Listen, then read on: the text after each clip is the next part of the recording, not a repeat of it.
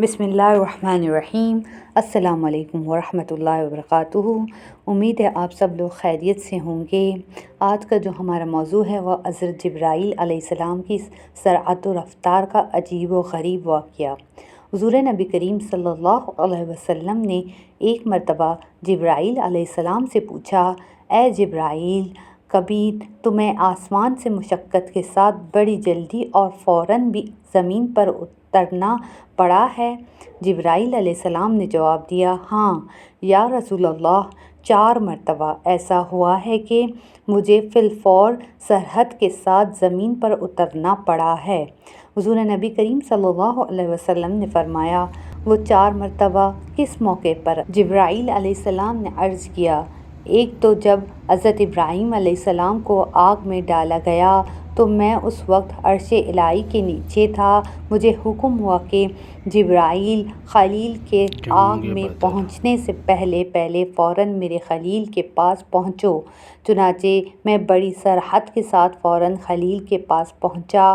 دوسری بار جب حضرت اسماعیل علیہ السلام کی گردن اتر پر چھری رکھ دی گئی تھی تو مجھے حکم ہوا کہ چھری چلنے سے پہلے ہی زمین پر پہنچو اور چھری کو الٹا دو۔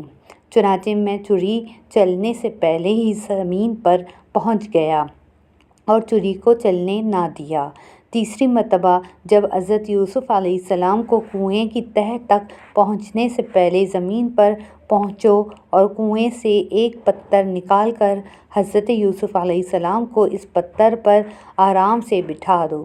چنانچہ میں نے ایسا ہی کیا۔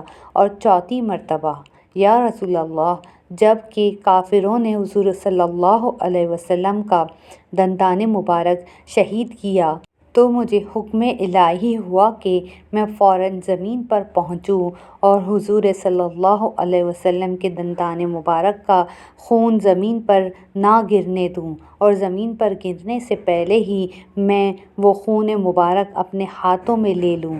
یا رسول اللہ، خدا نے مجھے فرمایا تھا، جبرائیل، اگر میرے محبوب صلی اللہ علیہ وسلم کا یہ خون زمین پر گر گیا تو قیامت تک زمین میں سے نہ کوئی سبزی اگے گی اور نہ کوئی درخت۔